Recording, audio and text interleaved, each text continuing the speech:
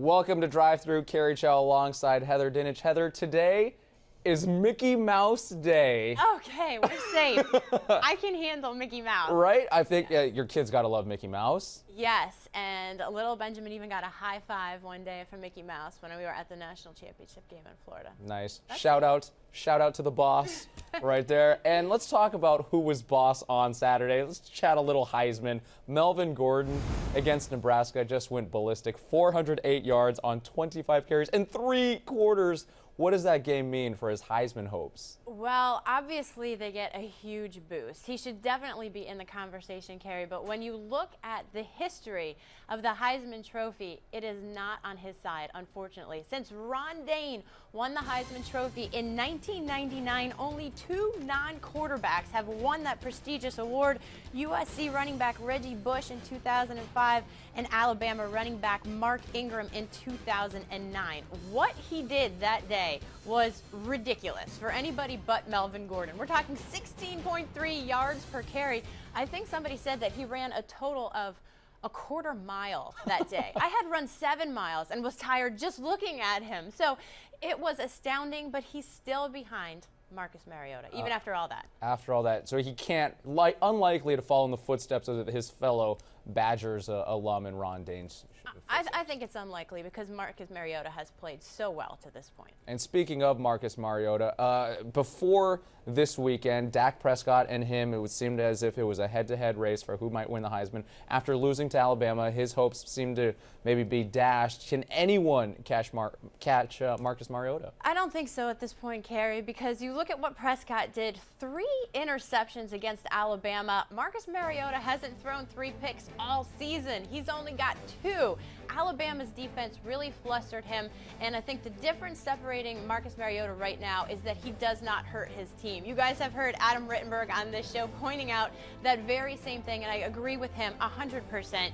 He doesn't put his team in bad positions. They look like the favorites to win the Pac-12, and I would think that Marcus Mariota is the best player in college football. After they win the title game, I think it's lock. Okay, well, shout out to Adam Rittenberg right there. What about J.T. Barrett? Because he's come on strong, especially after he wasn't expected to start this season, but now the Buckeyes are on a roll. Does he even enter the conversation? He should, absolutely. What a terrific surprise for Urban Meyer. Barrett has completed 64% of his passes, but look at what he's done when it's mattered most against ranked competition. I'm talking against Michigan State and Minnesota. In those 2 games combined, 6 touchdowns and 1 interception. Both of those games, Cary, were on the road. So that's a big deal. He has put his team in position to win, and he's been at his best when it's mattered the most. Road warrior like Mel Gibson in the early 80s, Mad Max, I don't know, whatever, that's a stretch. All right, new playoff rankings dropped tonight. Heather, top 4. Number 1, I have Oregon. Sorry, Alabama fans, but if you look at resume, to me, Oregon's is better. Yes, Alabama has the best win in the country right now over Mississippi State, but when you look at what Oregon did, which the committee will do, they have wins at Utah, which is still ranked, home against Michigan State, which is still ranked, at UCLA, still ranked, and then number 2, I've got Alabama because of what they just did, big win.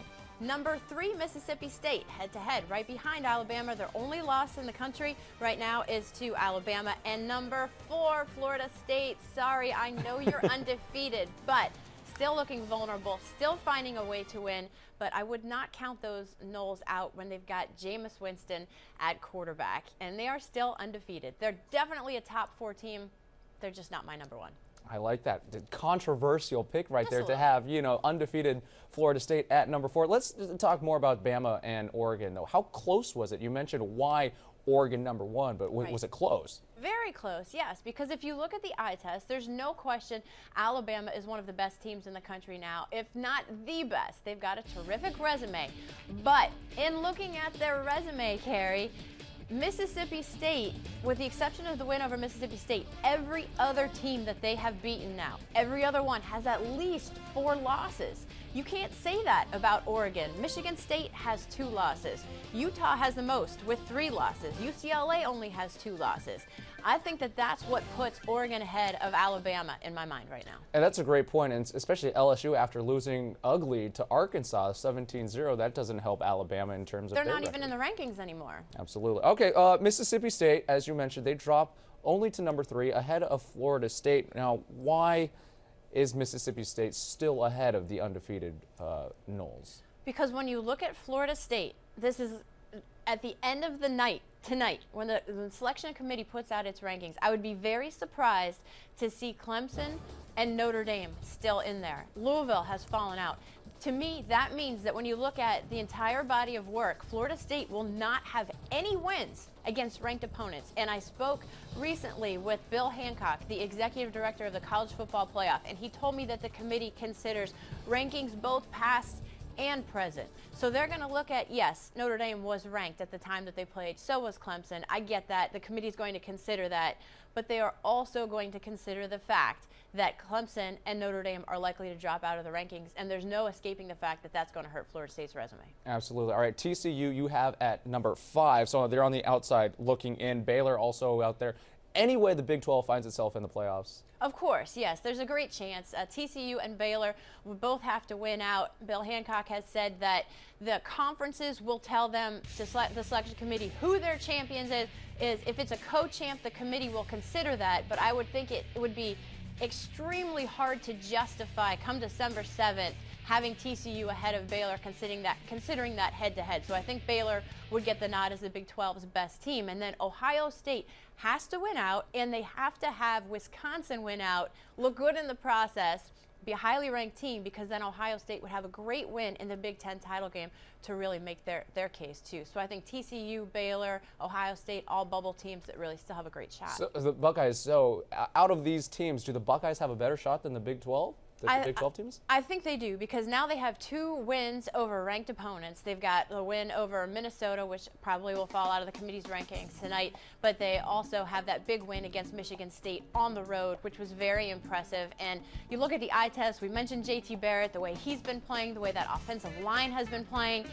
And the committee has set a precedent. They forgave Oregon's home loss against Arizona because of those injuries to the offensive line. They've got to do the same thing with Virginia Tech. Ohio State lost to Virginia Tech in week 2. JT Barrett's first home game as a starter. The injury to Braxton Miller could have changed their season drastically. Because of Barrett, they're still in a position to win the Big Ten title game. The only difference between the Arizona and Virginia Tech losses is what's gone on to happen to those 2 teams.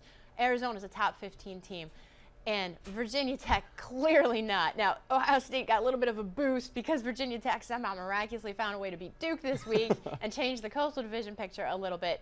But I do think that they set a precedent. They consider injuries. Should Ohio State go on to win the Big Ten in convincing fashion against a ranked Wisconsin team, they would have to forgive that loss to Virginia Tech. Yeah, and as you mentioned with the ambiguous eye test, right now Ohio State certainly looks like a pretty good team. No doubt about it. If there were 2 teams that I would say Florida State should be very leery of come the national title game, the 4-team playoff, it would be Alabama and Ohio State as far as matchups. I think that those would be the 2 toughest teams for Florida State to escape in the top 4. Heather Dinich delivering as always. That was not Mickey Mouse. That was legit. Real deal. I try. That was such a stretch. I've been working on it. All right. That's going to do it for this edition of Drive Thru. She's Heather Dinich. I'm Cary Chow. Thanks for watching.